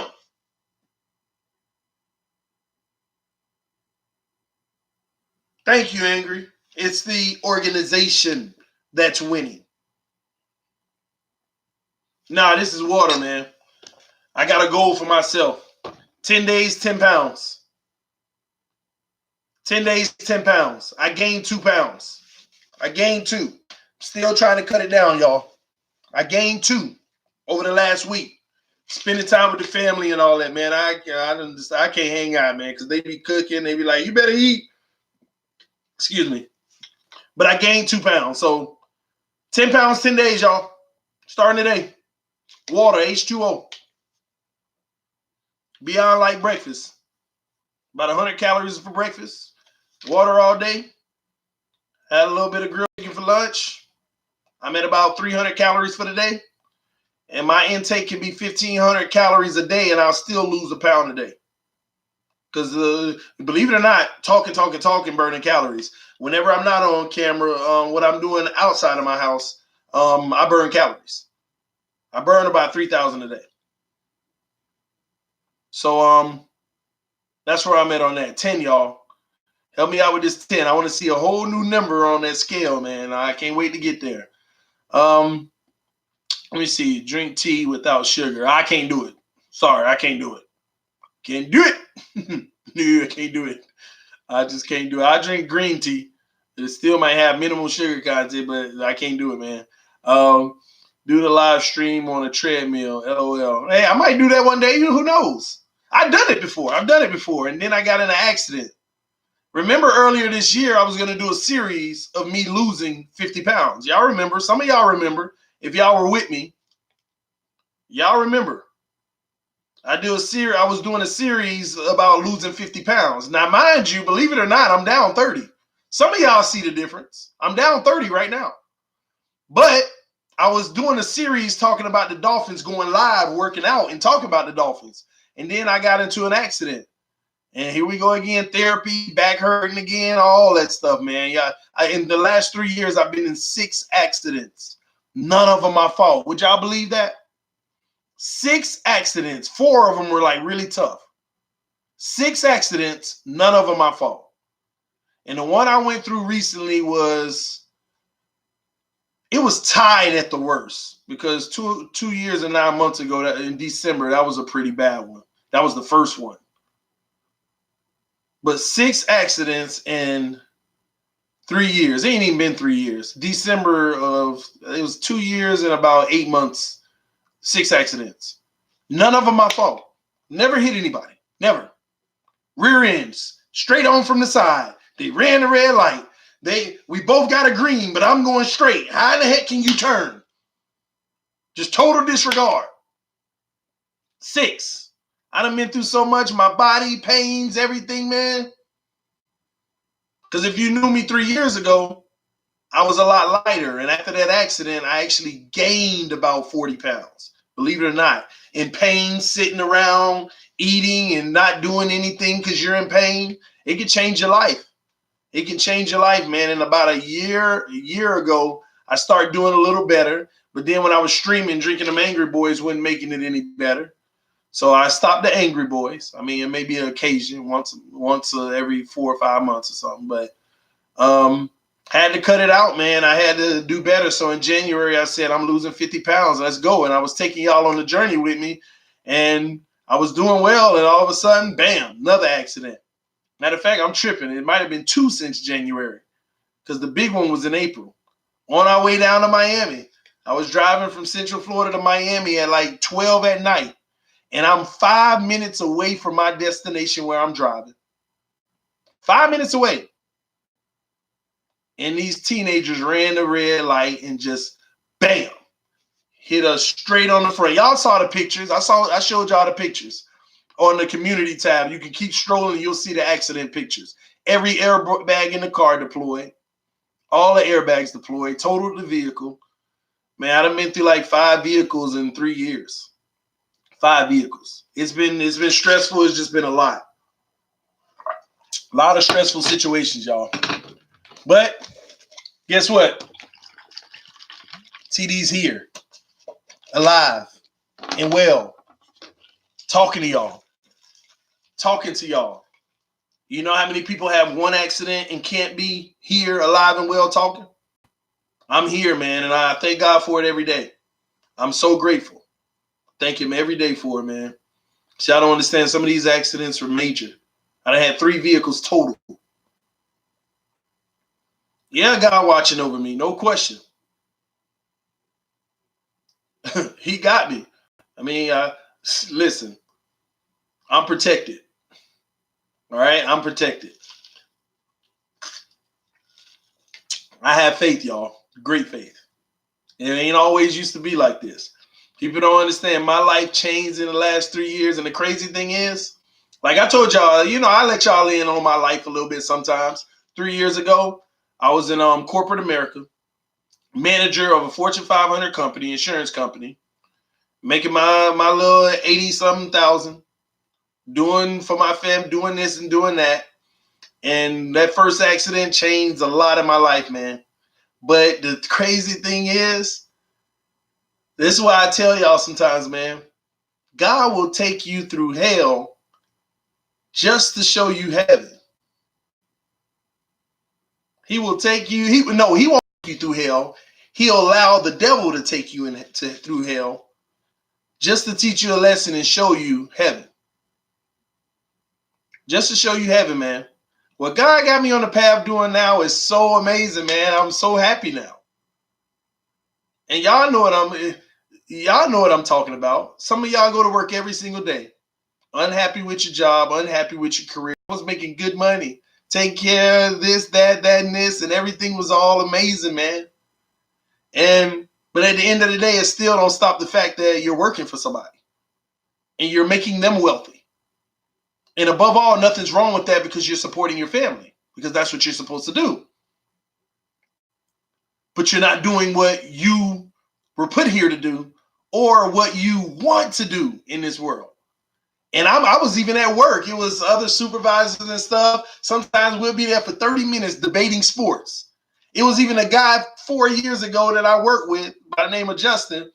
We would debate sports and we decided, man, let's make our own sports debate show.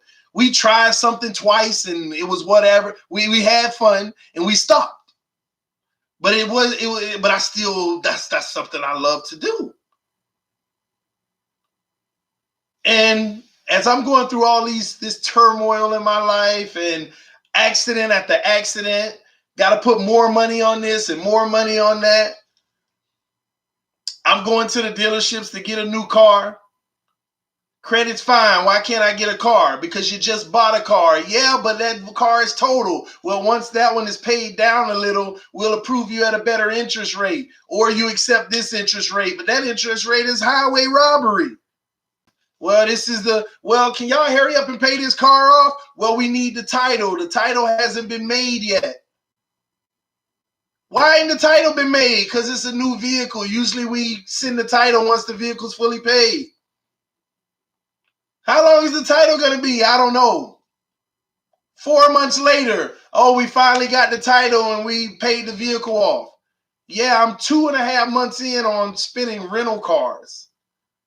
Had to buy a vehicle I didn't want at one point just to have transportation for the family. See, things will hit you in life. That ain't even your fault. But you got to recognize where it's coming from. It's not bad luck. It's God allowing the devil to bring you to your lowest so you can start to learn how to handle more for what's coming in the future. That's all it is. So pick your head. And the crazy thing is, when you're going through the most in life, that's because you're so close to your blessing, and it's a test. Pass it, man. Go pass it. And you know how you pass it? Don't care.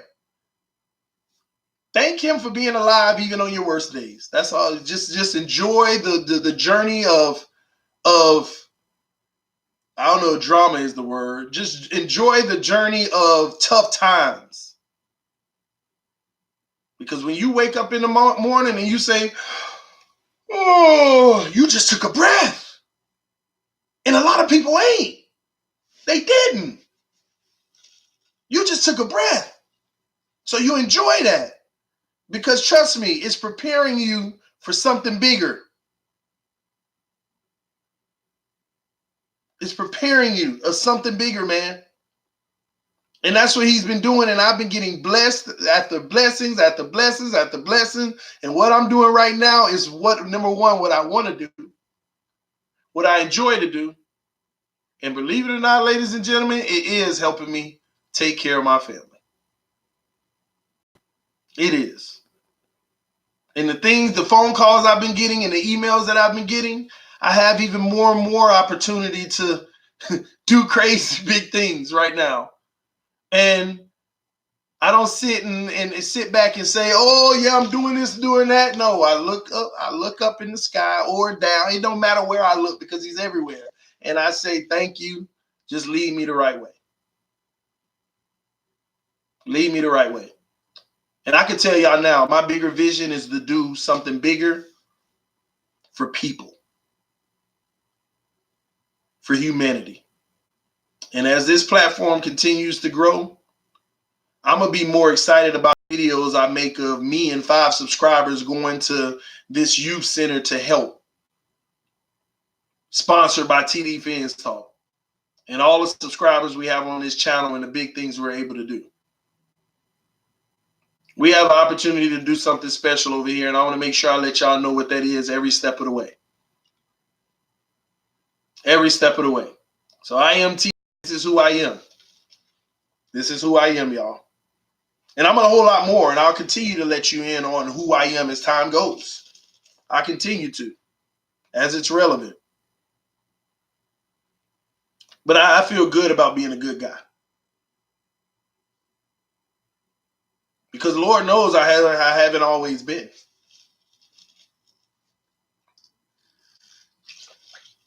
Haven't always been. And I ain't saying just crazy stuff. I ain't no bad guy. But y'all know what I mean.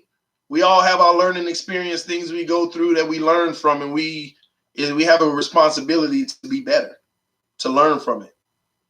So anybody out there who's going through hell and high water and things are looking hard, how am I going to do this? How am I going to do that?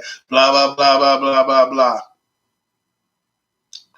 I'm just going to say recognize that it could be your maker allowing the devil to test you.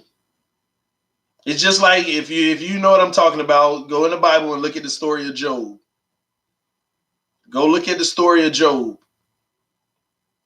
Read the story of Job, man. That's a lesson in that. The story of Job, there is a lesson for everyone to learn. Go read it. The devil tried to attack this man in every way he could. Every way he could. And God allowed him. In the story of Job, God allowed him. Have you considered my servant Job? God allowed him. Go. Do your worst to him. Basically killed his whole family. But at the end of the day, that man still had faith. And God took everything from him. God gave him 10 times more at the end of it.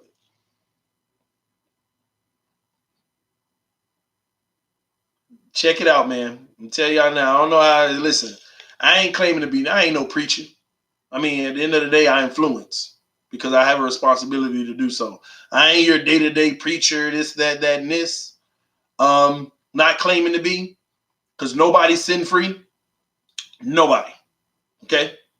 Nobody. Especially some of the things I've seen preachers do. Nobody's sin free. Okay. I ain't claiming to be this biggest, baddest role model, this and that. I do things that, like I told y'all before, the traditional church probably wouldn't. Some things they don't agree with, like having a drink on occasions. This is water, by the way, but y'all know what I mean. I ain't claiming to be, but I know who my maker is, and I praise him every chance I get, and openly. Can care less what anybody else think. Openly do it too. You stepping on toes. Like I said, can care less what anybody think, because I don't. It ain't a religious thing where, well, if somebody's on here watching right now and say, well, that's not my religion, I ain't got nothing against yours either. If whatever your religion is bringing you prosperity and happiness and whatever it may do, by all means, I'm all good. I ain't one of those Christians that sit here and say, if it ain't my religion, you this and that. No. First of all, that ain't even godly in itself. That's ridiculous. But anyway, so if people think I'm stepping on toes, I don't care, because I have the greatest intention. So people need to stop worrying about what other people feel about something, as long as you got the right intention. If they take it the wrong way and they give you an opportunity to clarify it, and you explain to them, no, you didn't mean it that way, it's their choice if they want to take it that way or not, if they want. That's all on them. Stop worrying about it. Stop worrying about it. Ain't nothing worse than people saying, oh, I didn't like when you said this, and then you tell them, oh, I'm so sorry you took it that way. That's not how I meant it. Here's how I meant it. And they come back, no, it's just the fact you did it. Ain't nothing worse than people like that. You leave them be. If they can't take your word for your intent, then you shouldn't be bothering them people anyway. Leave them by their own business. Leave them by their own business, man. All I can do is be me. I keep telling y'all on these videos. All I can do is be me. When we get into worrying about being other people and trying to show them how to be you, that's when you're playing God. No, that ain't me. I ain't got the energy nor time to. I'm gonna do me, be me. Plus subscribers, minus subscribers. I'm gonna be me. That's what I did this for. And let me help y'all understand another thing about this thing called YouTube. The purpose of it is to bring people towards you that are kind of somewhat like you. That's what you attract. That's what you attract. People who they ain't got to be like you, just like you, but it's usually people subscribe to people that they feel, they vibe with. That's what it's about. If you can bring people that don't vibe with you, that's cool too. But that's them. That's their choice. I'm not sitting out here trying to conform to other people just to get viewers and, oh, well, I can't say this because it's gonna hurt. It's going to upset. Even if it's 90% of the viewers, I can't do that. See, I'm not in the business of worrying about, oh, man, I can't upset my viewers. What I do allows me freedom. See, if I was on ESPN, I probably couldn't even be having this conversation about my own faith. And there lies control. And with what I do, nobody controls me but one. Just one. Period, man. Yes, thank God and try to change people's life. That's it, man. You know, as time goes on, trust me, my goal is once we have enough like-minded people on it, basically that subscribe to this channel, and we already do, honestly. And I'm putting things in place as I see fit and as I can. But as we continue to grow, man, we got bigger aspirations. This is a community. Yeah, we riding under the banner of what I love, the Miami Dolphins in sports. But when I say we're a family, I mean that in the best external way possible. Because you're not internal. You're not sitting here in my house or nothing like that. But I mean it. I done got to know so many of y'all on a personal basis. Hell, it's at least 10 people in this chat section right now have my direct number, and we back and forth throughout the day on the phone, FaceTime, all of that, at least.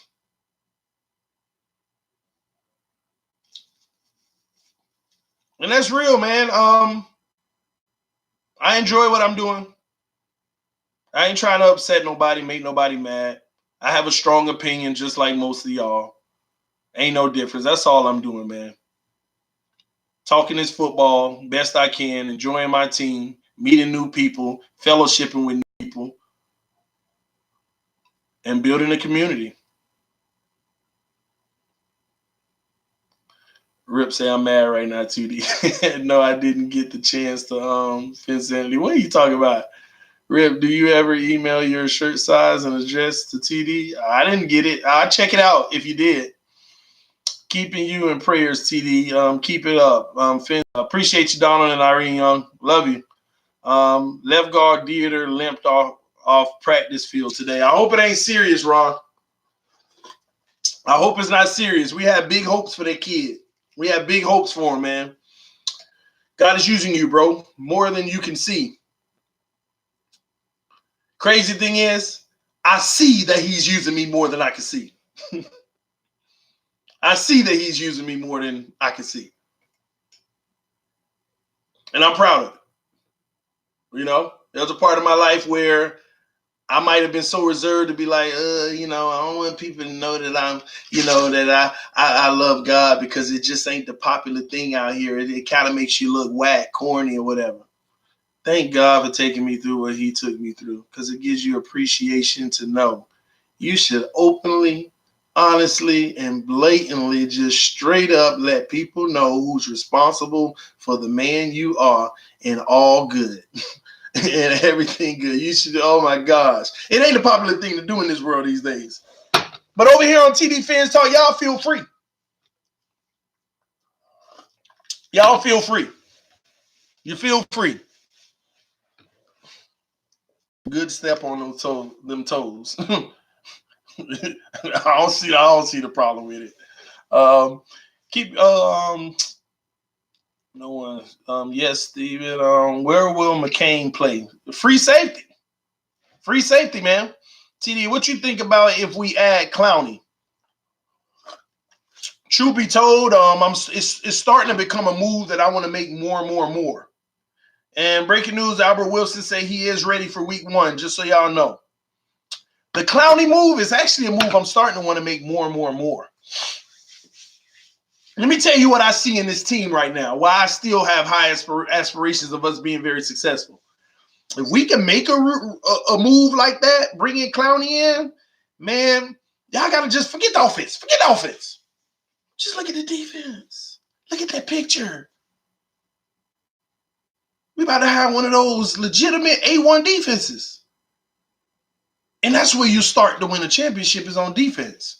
And you ain't got to have the greatest offense. You can go win a Super Bowl just like the Ravens did. You can go win a Super Bowl just like the Giants have. You can go win a Super Bowl just like Trent Dilfer did. Nice defense and a average offense. It's good enough, at least for me. TD, you going to the Fins party in Arlington for the Fins Dallas game? Yes, I will be there. Is that the one where Solo D's performing Saturday night? I've been telling people about that on this channel for a long time. I saw it on Facebook. I haven't even reached out to the organizer of the channel or anything. I mean, of that party. I haven't spoken to anyone. I just saw it myself and say, I'll be in the building. I will be there. I might reach out to him though. I might reach out to him. Let him know I'll be there, because if I could do anything there or be involved, I definitely should, man. I'll probably reach out to him. That would be weird not to. Plus, I got a fire new song coming out. Y'all gonna love it, man. I definitely gonna love it. They took me out of one of the classes that I liked. Oh man, hey Rip, keep your head up, man. I mean that's a challenge. Ace the one they put you in. Charles Ayers, amen. You better know it. Good step on toes. Sorry to hear that, Rip. TD, read my comment before the one you read. I got you, Steven. Let me see. Hopefully I can find it. You're supposed to be far, man, because I don't see it. I do not see it.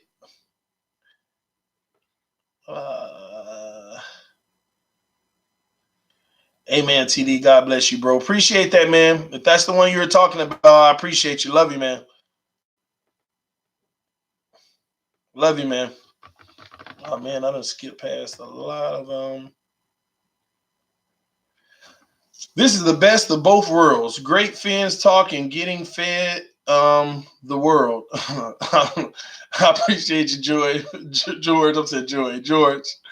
And guys, it ain't the popular thing to do, okay? But it's me, and not to you, George. I'm just saying in general.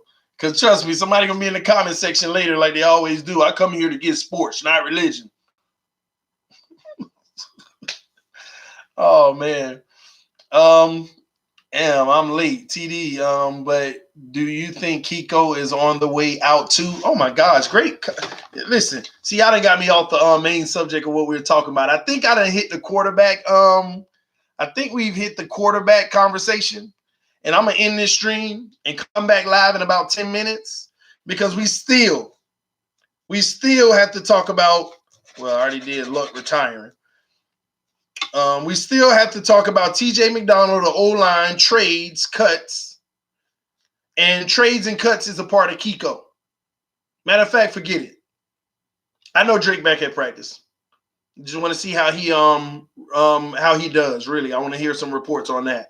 The real question of the day is Popeye's chicken sandwich, yes or no? You know what? Before I end the stream, I'll actually answer that. And then I'm going to end the stream, and about 10 minutes later, I'll probably go live again to handle some of these other topics. But let me tell you, man, I ain't had the chicken sandwich from Popeyes yet. So, because I don't really get on to, media going crazy about it, whatever. It's a chicken sandwich. But at the end of the day, it's great marketing. They did a great job from a business standpoint, and I love it. I commend them on it. They got $24 million worth of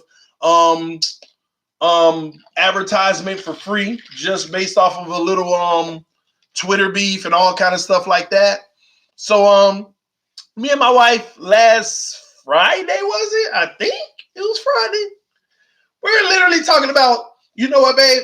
We count calories every day. Let's fast. Let's fast, pray, do us. And at night, we're going to go try this Popeye's chicken sandwich because it's probably going to be worth all our calories. And I said, you know what? Let's do it, baby. Let's do it. Let's do it. Let's do it. Let's do it. We fasted all day. You know, thank God for fasting because it helps. Prayer gets you through it. But we fasted all day. And that night, obviously fasting and prayer brings the devil out. So that night, we like, okay, it's late at night. Let's go. We headed to Popeyes. Let's see what everybody talking about. And we pull up the Popeyes. We see on the window $3.99 for a sandwich. We like, it's $3.99 too? Wow. You know, that's crazy. And so, you know, so minimal. And we don't eat fast food like that anymore because we've been so lately and trying to, you know, cook at home and do better. And so we pull around the corner and it's 5 Popeyes workers sitting on the curb outside the restaurant. And I'm like, this is weird. But we passed right by them. I'm like, they must be so busy, 5 of them on break. I don't know. We passed right by them and go in the drive-thru, and nobody answering. So I back up a little. I around the window now, hey, what's going on? They on the curb sitting outside, just I guess getting paid because I ain't leaving. I ain't going home. These my hours.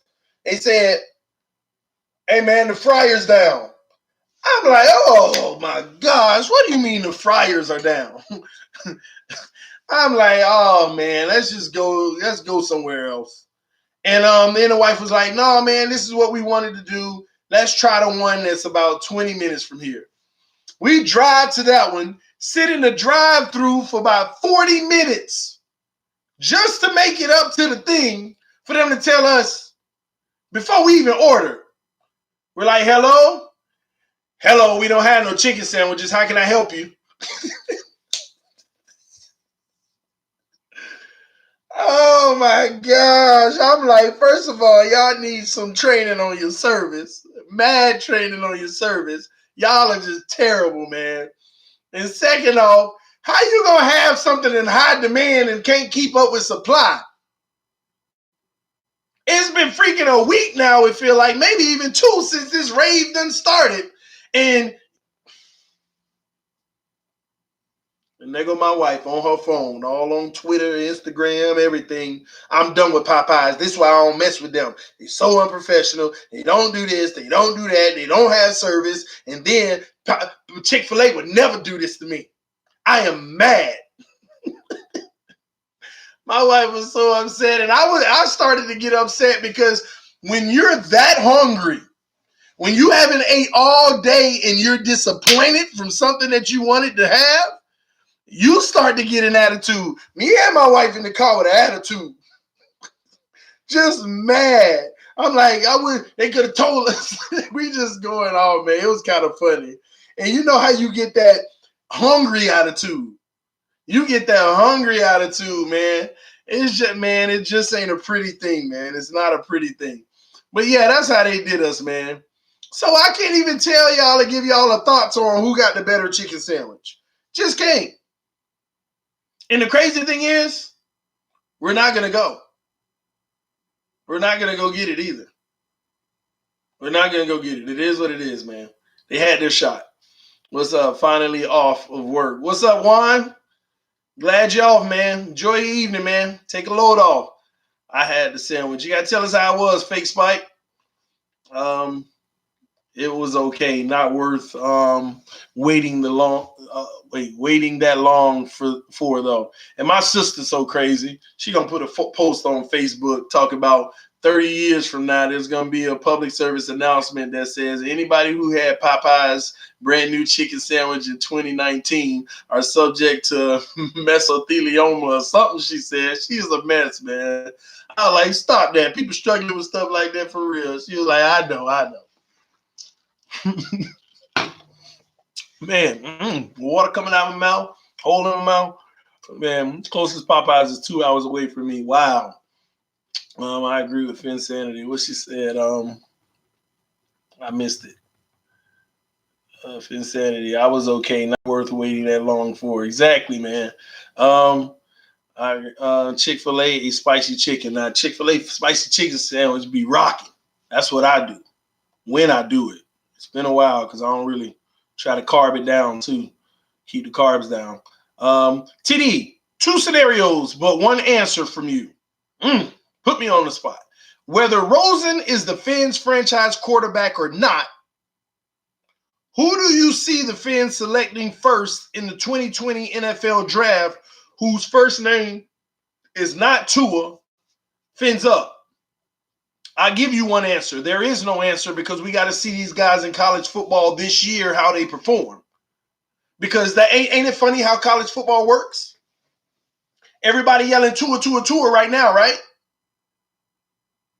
But come May next year, it might be a totally different name that everybody yelling.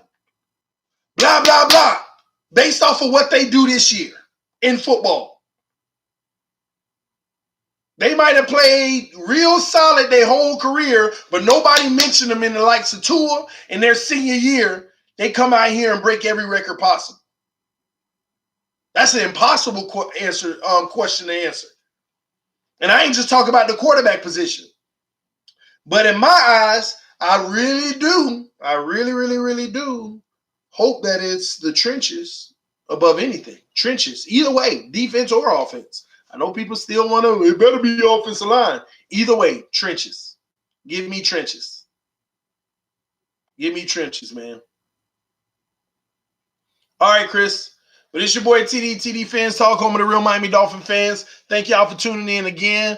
I'm about to do a few things real quick, and then I'll come back live with y'all again because we have more topics to discuss, more things to go through. We're going to try to make those a little bit quicker, but I'm just giving y'all everything I got today, especially since I got the help today. But out there at least. Giving y'all everything I got today. Because I was absent this weekend with the phone issue and stuff like that. But I'm glad that I'm back. I appreciate everybody tuning in. It is what it is. I love y'all. It's your boy TD Fans Talk. Make sure y'all subscribe if you're new. Peace. I'm out, y'all.